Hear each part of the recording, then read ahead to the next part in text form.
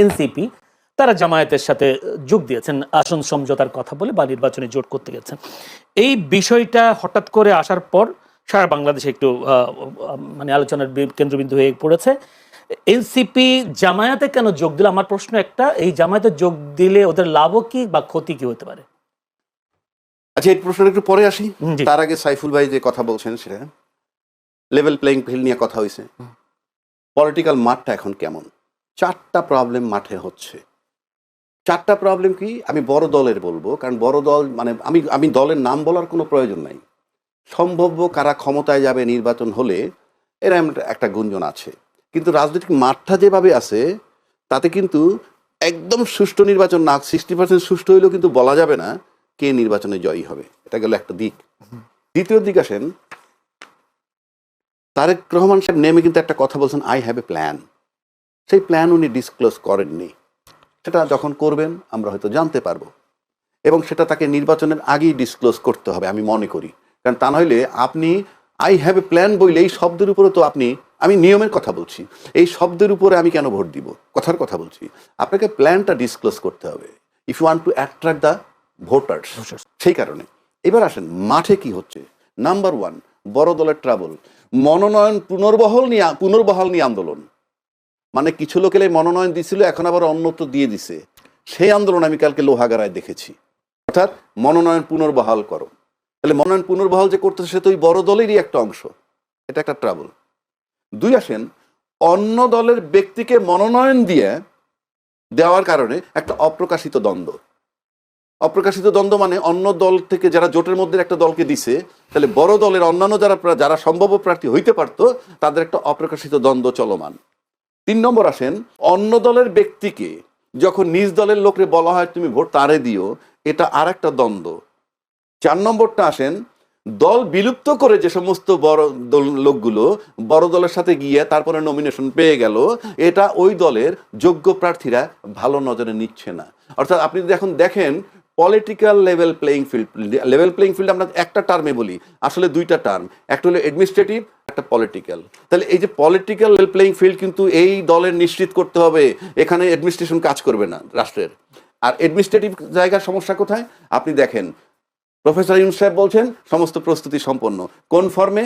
Level playing field. আপনি যদি হাদির গুলিটা চিন্তা করেন, মারা গেছে, সে কিন্তু প্রার্থী ছিল। চিটাগাং বিএনপির প্রার্থী গুলিবুদ্ধ, সেও তো ছিল। 2 নম্বর, আপনি অস্ত্র যেগুলা রিকভার করতে পারেননি, এবং পুলিশের হারিয়ে যাওয়া অস্ত্র উদ্ধার করতে পারেন নাই। পুলিশের অস্ত্র উদ্ধার করার দায়িত্ব কিন্তু পুলিশের, পারেননি। আমি এক্ষেত্রে বলবো করেন নাই। কেন করেন নাই? ওনাকে কি প্রফেসর ইউনূস সাহেব নিশ্চিত করছে যে তোমরা উদ্ধার কইরো না? তাহলে আপনি বাজারে অস্ত্র আছে, আবার আপনি গানম্যান দিচ্ছেন। গানম্যান দেওয়ার মানে হচ্ছেই প্রশাসনিকভাবে আপনি ভালো অবস্থায় নাই, তাহলে আপনি গানম্যান দিবেন কেন? তারপরে যদি আপনি আসেন, এই হাদি হত্যার ব্যারের দাবিতে ইনকলাব মঞ্চের কিন্তু প্রতিদিন কলেবর বৃদ্ধি হচ্ছে, এটা আপনাকে মাথায় রাখতে হবে। এরা কিন্তু নির্বাচন পর্যন্ত থাকবে মাঠে।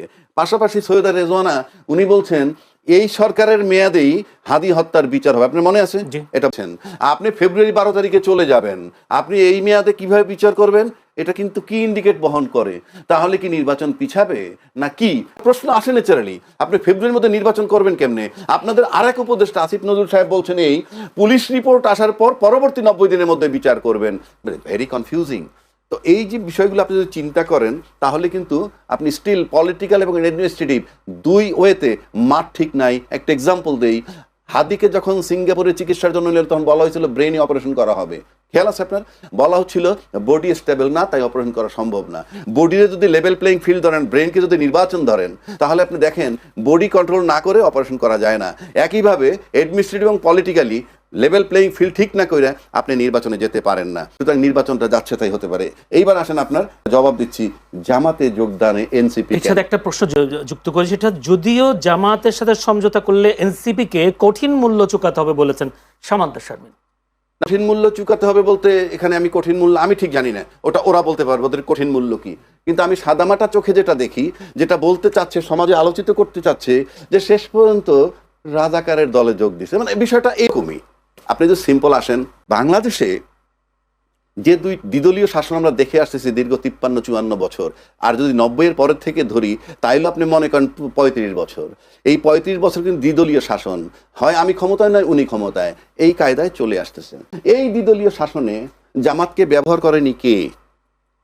জামাতকে মন্ত্রী বানানো হয়েছে, এরশাদ পতন আন্দোলনকে জামাতকে সাথে নেওয়া হয়েছে কি? নাই।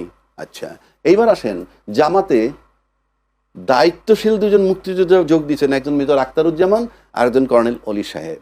আচ্ছা, এখন কি কর্নেল অলি সাহেব আর আখতারুজ্জামান সাহেব ওনারা কি রাজাকারে রূপান্তরিত হইলেন, না ওনারা দুইজন যাওয়ার পর জামাত মুক্তিযুদ্ধ হয়ে গেল? সহজ ভাষায় যদি বলি, সব দলের ভিতরে রাজাকার মুক্তিযোদ্ধা সব আছে, আপনি নিশ্চিত করে বলতে পারি। সুতরাং আপনার এই 53-54 বছর পর মুক্তিযুদ্ধের পক্ষ শক্তি বিপক্ষ শক্তি এই আলোচনা আর চলবে না, কারণ সব দলের সাথেই জামাত যদি আলু হিসাবে মিশতে পারে বা আপনারা নিতে পারেন, তো এনসিপি জামাতের সাথে মিশলে দোষটা কেন? কারণটা কি? আপনার কর্নেল অলি সাহেব তুমি, যিনি বিএনপির মতো দলের প্রতিষ্ঠাতা জিয়াউর রহমান সাহেবের সহযোদ্ধা ছিলেন, এই এলডিপির কর্নেল অলি, সেগুলো এখন ম্লান হয়ে গেছে। এই সমস্ত আলোচনা, এই ন্যারেটিভ বাংলাদেশে চলবে না। বরং যেহেতু দুইটা দলেরই এখন জামাতকে সবাই ব্যবহার করছেন, তিন দলের সবাই এনসিপি সহ যদি আমি ধরি, তাহলে আপনাকে এখন যেতে হবে যে তৃতীয় কোন ফোর্সটা কোন দিকে যায়। সেটা যদি আপনি ধরেন যে সেই ইনকিলাব মঞ্চ কিংবা হাদির কবরে কেন্দ্র করে যেটা হয়েছে, সেটা কিন্তু কলেবর বৃদ্ধি হয়েছে। এবং আপনি দেখেন লক্ষ্য করে যে এনসিপিকে যদি জামাত অ্যাকোমোডেট করে থাকে, এতে একটা বার্তা যায়, এক, জামাতে মুক্তিযোদ্ধাও গেছে, দুই, বিপ্লবী চেতনা ধারণকারী যে দলটা সেটা হলো এনসিপি, যেটা নিয়ে কোনো ডাউট নাই, তাকে কিন্তু জামাত একসেপ্ট করছে। তো এই একসেপ্ট করলে জামাত, এনসিপি এবং তার সাথে যদি আপনি মুক্তিযোদ্ধা মঞ্চ নিয়ে আসেন, আর সরি ইনকিলাব মঞ্চ নিয়ে আসেন, তাহলে এটা কিন্তু একটা বার্তা যায়। সবশেষে যেটা আমি বলবো, আপনি এত কিছুর পরেও নির্বাচন যদি পরিশুদ্ধ হয়, আমি 60% শুদ্ধ বলছি, তাও যদি হয়, নির্বাচনের মাঠে কঠিন লড়াই হবে, কারো বিজয় নিশ্চিত, এটা ভাবতে পারবেন না। তারপরে আচ্ছা ঠিক আছে, এখানেই থাকি।